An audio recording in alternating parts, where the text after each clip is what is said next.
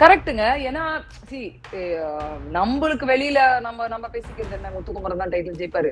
முத்துக்குமரனுக்கு தான் அதிகமான ஓட்ஸ், பயங்கரமான சப்போர்ட் அப்படின்னு நம்மளுக்கு தெரியும். முத்துக்குமரன் உள்ளது தெரியாதுல்ல அவருக்கு.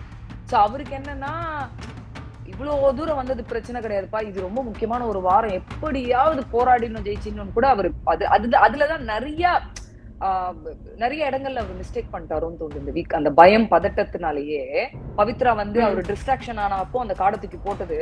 அவரு பாருங்க, அந்த இடத்துல ஐயோ என் கார்டு போயிடுச்சு, என் போட்டோவ தூக்கிட்டாங்க அப்படின்னு சொல்லி, அங்க ஒரு ஒரு ஒரு சின்ன ப்ளே மாரி ஒண்ணு நடந்து அந்த கார்ட ஒட்டிக்கிறது, அந்த போட்டோ கார்ட எடுத்து ஒட்டிக்கிறது இது. அண்ட் ரயான் வந்து அந்த நெருப்பு குழி இது இருக்குல்ல, இந்த போட்டோவ வச்சு எரிச்சாங்களே, அதுல வந்து ரயான் வந்து தி ஃபாஸ்ட் பிளேயரா இருக்கான். டக்கு டக்குன்னு எல்லாரும் எலிமினேட் பண்றான். அப்ப தனியா அட்டாக் பண்ணாம அவர் ஒரு கூட்டணி சேர்க்கிறார்ல. கூட்டணி சேர்த்து ரயான் இது பண்ணதா இருக்கட்டும். அவரோட செயல்கள் எல்லாமே பார்க்கும்போது SVC ஆதித்யரா மூவிஸ் தயாரிப்பில் சங்கர் இயக்கத்தில் ராம்சரண் நடிக்கும் கேம் சேஞ்சர் ஜனவரி 10 முதல்.